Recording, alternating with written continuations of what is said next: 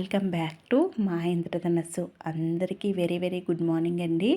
ఈరోజైతే ఎందుకో కానీ బ్లాక్ టీ తాగాలి అనిపించింది. అందుకని బ్లాక్ టీ అయితే పెట్టాను. ఇప్పుడు చలికాలం కదండి, సీజన్ మిల్క్ కూడా ఎక్కువగా తీసుకోకూడదనమాట సైనస్ ఉంటే. మా వారికి అయితే కొంచెం సైనస్ ఉంది, అందువల్ల బాగుంటుంది ఎర్లీ మార్నింగ్ అని చెప్పేసి బ్లాక్ టీ అయితే చేశాను.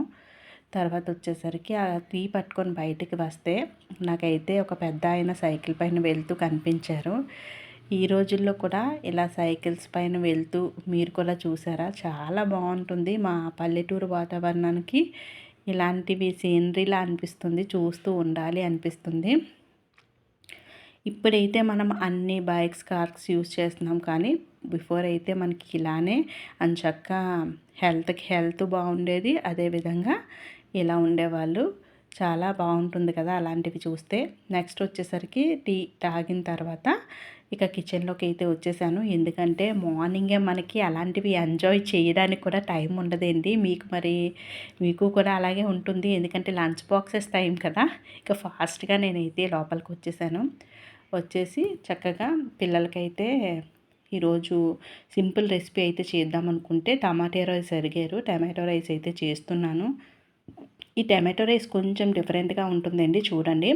ముందుగా అయితే ఆయిల్ వేసి పోపులు దినుసులన్నీ వేసాను. ఆవాలు, జీలకర్ర, మినపప్పు, శనగపప్పు, ఎండుమిర్చి, అదేవిధంగా ఒక 2 గుప్పెళ్ళ పల్లీలు, పచ్చిమిర్చి, కరివేపాకు వేసాను. అవన్నీ ఫ్రై అయిన తర్వాత దీంట్లోనే ఒక 3 టమాటోస్ అయితే కట్ చేసి వేసానండి. ఎందుకంటే కొంచెం పుల్లగా ఉంటే టమాటో రైస్ బాగుంటుంది. నాటు టమాటోలు వచ్చేసాయి కదండి, అవే అయితే కట్ చేసి వేసాను. వేసి మంచిగా ఫ్రై చేశాను. ఇది మనకి కలర్ ఉండదండి, వైట్ కలర్లో ఉంటుంది. చిత్రాన్నం తెలుసా మీకు? అలా ఉంటుందన్నమాట. అయితే ఇలా ఫ్రై అయిన తర్వాత దీంట్లో రైస్ వేసేసుకోవాలి. రైస్ వేసుకొని సాల్ట్ వేసేసుకొని కొంచెం మసాలా వేసేసుకోవాలి. మసాలా వేస్తే చాలా బాగుంటుందండి టమాటో రైస్. మా పిల్లలకైతే ఇలాగే ఇష్టము. నేను ఇలాగే చేసి పెడుతూ ఉంటాను. అంటే 2-3 వెరైటీస్ ఉంటాయి, నేను కూడా చేస్తూ ఉంటాను. కానీ ఈ వెరైటీ మాత్రం చాలా బాగుంటుంది. కొంచెం మసాలా పౌడర్ ఇంట్లో ప్రిపేర్ చేసినవే ఎక్కువగా నేను అన్నీ కూడా ఇంట్లోనే ప్రిపేర్ చేస్తాను. ఎందుకంటే బయట మనకి చూస్తే అన్నీ కూడా కల్తీ అనమాట. మసాలా పౌడర్స్ కానీ, జింజర్ గార్లిక్ పేస్ట్ కానీ, ఇవన్నీ కూడా కల్తీ ఎక్కువైపోతున్నాయండి. అందుకనేసి నేను ఎక్కువగా ఇంట్లో ప్రిపేర్ చేసినవి మాత్రమే యూస్ చేస్తూ ఉంటాను. చూస్తున్నారు కదా, ఇలా ఫ్రై చేసిన తర్వాత దీంట్లోని అట్ లాస్ట్ కొంచెం లెమన్ జ్యూస్ వేస్తానండి. ఒక నిమ్మకాయ కానీ 2 నిమ్మకాయలు కానీ వేస్తానన్నమాట. చాలా టేస్టీగా ఉంటుంది ఈ ప్రాసెస్ అయితే. నిమ్మరసం పిండేసి మంచిగా పిల్లలకి లంచ్ బాక్స్ అయితే ప్యాక్ చేశాను. ఇక దీంతోపాటు సమ్ ఫ్రూట్స్ కూడా కట్ చేసి పెట్టేశాను. కంపల్సరీగా ఫ్రూట్స్ అనేవి పెడుతూ ఉంటానన్నమాట.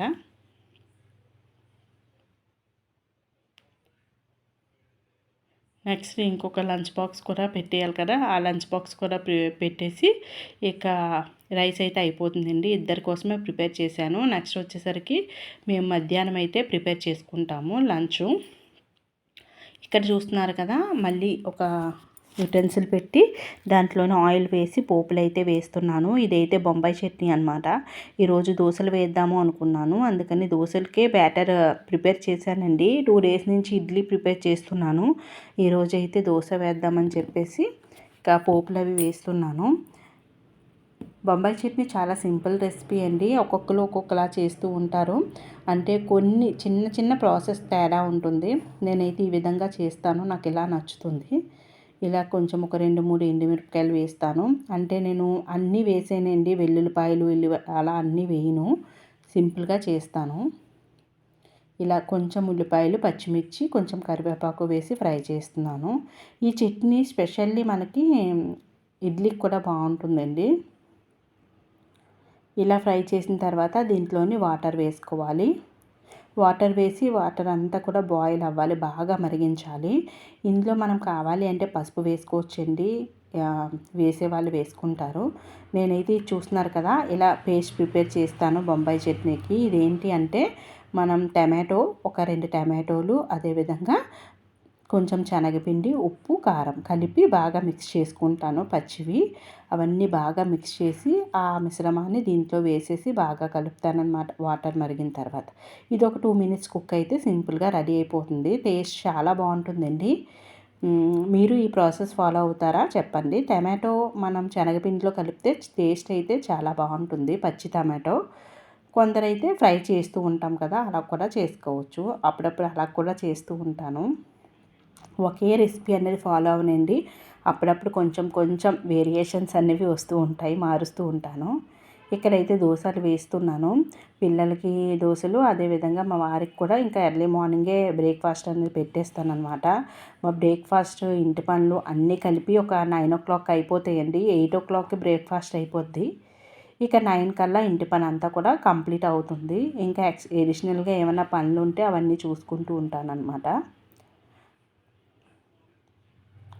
ఇలా ఒక్కొక్కరికి దోశలు అయితే వెంటనే ఎంతసేపు అండి, ఒక 2 నిమిషాల్లో దోశలు అయిపోతాయి. అలా అందరికీ కూడా 2 దోశలు సింగిల్ ఎవరు ఎన్ని తింటే అన్ని వేసి ఇచ్చాను. తర్వాత ఇక్కడ మా ఇంటి దగ్గర ఒకళ్ళ ఇంట్లోని కనకాంబరాలు పూస్తాయండి. అక్కడికైతే వెళ్ళానన్నమాట. బ్రేక్ఫాస్ట్ పిల్లలకి పెట్టేసి పిల్లలు స్కూల్కి వెళ్ళిపోయిన తర్వాత కొంచెం ఇంటి పని చేసి, అది రెగ్యులర్ వర్క్స్ కదండి చూపించలేదు. అయిపోయిన తర్వాత ఇక్కడ కనకాంబరాలు కోద్దామని వచ్చాను. ఇంకా వీడియో అయితే షూట్ చేయలేదు, కానీ కనకాంబరాలు అన్నీ కోసుకున్నానండి. ఎందుకంటే ఇప్పుడు కార్తీక సోమవారం కదా, పూజ కోసం అయితే చేసుకున్నాను. మార్నింగ్ అయితే ఎర్లీ మార్నింగ్ లేచాను అన్నాను కదండి. మార్నింగే సింపుల్గా కొంచెం పూజ అయితే దీపారాధన అయితే చేసుకున్నాను. సాయంత్రం అయితే బాగా పూజ చేసుకోవాలి. చేసుకొని పూలమాల అయితే కట్టేసుకున్నానండి ఇంటికి తెచ్చి. తర్వాత ఇవైతే మీషోలో తీసుకున్నానండి. చాలా బాగున్నాయి ఇవి. మనకి కాస్ట్ వచ్చేసరికి 290 పడింది. 290 రూపీస్కి 5 వచ్చాయి. కానీ చాలా క్లాస్గా అనిపించాయి. వీటికి హోల్స్ అన్నవి లేవన్నమాట, పెట్టి లేవు, చిన్నవి ఇచ్చారనమాట. వాటికి ఇలాగ గుచ్చితే మంచిగా హోల్స్ అన్నీ వస్తాయి. మనకి ఈ వాటర్ అనేది బయటికి బాగా వెళ్ళిపోతేనే ప్లాంట్స్ బాగుంటాయండి. ఇంటి బయట బోల్డ్ ప్లాంట్స్ ఉంటాయి మాకు, అయినా సరే ఇండోర్ ప్లాంట్స్ పెడదాము, ట్రై చేద్దామని చెప్పేసి పెట్టడానికి చూస్తున్నాను అనమాట. ఈ పాట్స్ అయితే నాకు చాలా బాగా నచ్చాయి. 290 రూపీస్ ఎక్సలెంట్గా అనిపించాయి.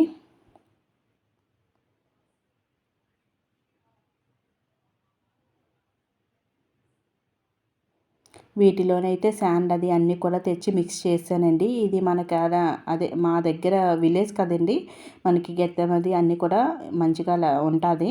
అందువల్ల అవన్నీ కూడా తెచ్చేసి కౌ మెన్యూర్ కూడా ఉంది, ఆ కౌ మెన్యూర్ వేసి శాండ్ అన్నీ కూడా మిక్స్ చేశాను. మనకి ఇంట్లో పెంచే ప్లాంట్స్కి కొంచెం శాండ్ కంటెంట్ ఎక్కువగా ఉండాలి అంటారు, అందువల్ల కొంచెం శాండ్ వేశాను. ఈ ప్లాంట్స్ చూస్తున్నారు కదా, ఇండోర్ ప్లాంట్స్ అనమాట. ఇండోర్ ప్లాంట్సే తెచ్చిపెట్టాను. ఇవి టూ మచ్ కాస్ట్లో ఉంటాయండి ఇండోర్ ప్లాంట్స్ అనేవి. ఇవి ముందు బిఫోర్ తెచ్చినవి ఉంటే వాటినే పెట్టేశాను అనమాట. అంటే కుండీల్లో బయట ఉంటాయి కదా, వాటిని కొన్ని పెట్టాను, కొన్ని మా ఫ్రెండ్స్ ఇంటి దగ్గర నుంచి అయితే తెచ్చాను. వీటికి 350, 180 అలా కాస్ట్ ఉన్నాయండి. నార్మల్గా అయితే అంత కాస్ట్ పెట్టి తెచ్చే కన్నా కొంచెం జాగ్రత్తగా మనం చూసామంటే అవే మంచిగా గ్రో అయిపోతాయి.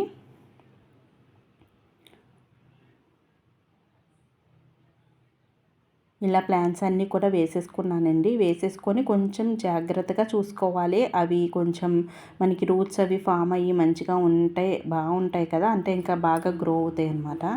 ఇవన్నీ కూడా చాలా ఎక్కువ ప్లాంట్స్ అండి. మనీ ప్లాంట్స్ కానీ అన్నీ కూడా తెచ్చాను. అన్నీ కూడా అవుట్ సైడ్ వేసుకున్నాను. అదేవిధంగా తమలపాకు మొక్క కూడా తెచ్చాను, అవి కూడా వేసుకున్నాను. ఇవన్నీ కూడా ఒక్కొక్కటిగా అలా వేసినప్పటికీ టైం ఎక్కువే పడిందండి. వీడియో అయితే చాలా ఫాస్ట్ ఫార్వర్డ్లో పెట్టుకున్నాను, ఎందుకంటే అవన్నీ మిక్స్డ్ అవి తీసుకొని అవన్నీ ఇక్కడ మిక్స్ చేసి ఇదంతా కూడా బాల్కనీ అంతా కూడా కొంచెం మెస్సీగా అయింది. అదంతా కూడా క్లీనింగ్ అంతా కూడా కొంచెం పెద్ద ప్రాసెస్ అయింది.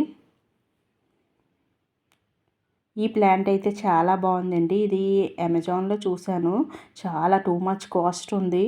ఇది టర్టైల్ వైన్ టైప్లో ఉంది, ఎక్కువ కాస్టే ఉంది. ఇది చాలా బాగుంది. మరి గ్రో అవుతుందో లేదో చూడాలి. ఫస్ట్లో ఇండోర్ ప్లాంట్స్ ఉండేవండి, అవన్నీ కూడా చాలా వరకు తీసేసాను, కొన్నే ఉంచుకున్నాను. ఇప్పుడు మళ్ళీ గ్రో చేద్దాము అని చెప్పేసి పెడుతున్నాను అనమాట. ఒక్కొక్కసారి మనసు ఒక్కొక్కలా ఉంటుందండి. ఒక్కొక్కసారి బాగా వచ్చిన ప్లాంట్స్ని కూడా తీసేస్తాం ఇంట్రెస్ట్ లేక. ఒక్కొక్కసారి పెట్టాలి అనిపిస్తుంది. మార్పు అంటే మనకి కొంచెం కొత్తదనం వస్తుంది. చూస్తున్నారు కదా, ఇలా టీవీ కబోర్డ్లో పెట్టాను. నెక్స్ట్ వచ్చేసరికి ఒక ప్లాంట్. Next dining table. నా డైనింగ్ టేబుల్ పైన క్లాత్స్ అవి వేయనండి. ఓన్లీ ఫెస్టివల్ టైంలోనే వేస్తానన్నమాట. ఎప్పటికప్పుడు డస్టింగ్ ఎక్కువగా డస్ట్ వస్తుంది.